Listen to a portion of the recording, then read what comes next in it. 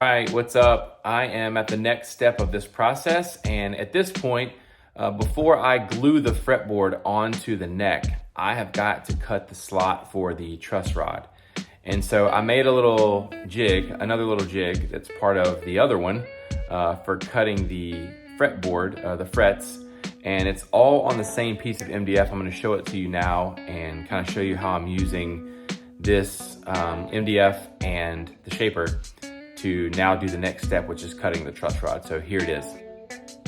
So as you can see, I've got this piece of MDF, and on one side, it's 3/4 inch MDF, and this neck at this point is still 3/4 of an inch thick because I haven't glued the fretboard on yet, and then I haven't cut down the headstock to the thickness it's gonna need to be for the tuners.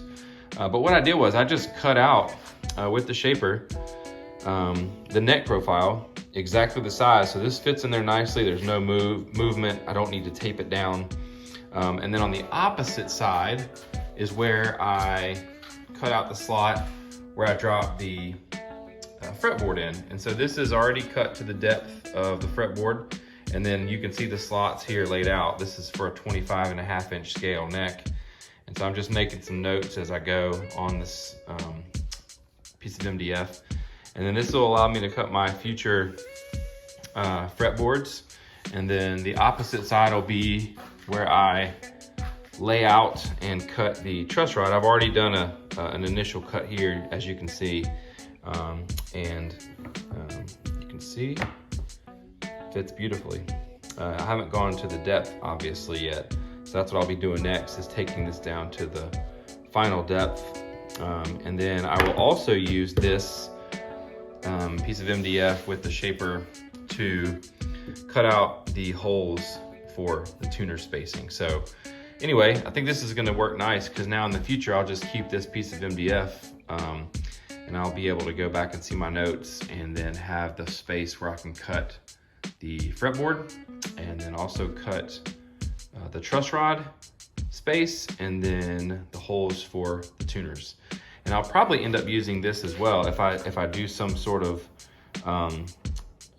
logo for, on the headstock. I will probably end up using this same template for that as well. All right, so I hope that was helpful as far as how I'm using the MDF and this jig for both the fretboard template and also for the truss rod and holes for the tuners. And so again, I'm learning as I go, and I'm making different jigs and things to help me with this process. And hopefully the guitars coming down the line that I'll make in the future, as I'm learning on this first one, I'll be ironing out these processes and coming up with better ways and methods. So if you see anything or have any comments or questions, I'd love to answer them. And also, if you've got suggestions for ways to make this better, I'd love to hear those too. So thanks for watching. Take care.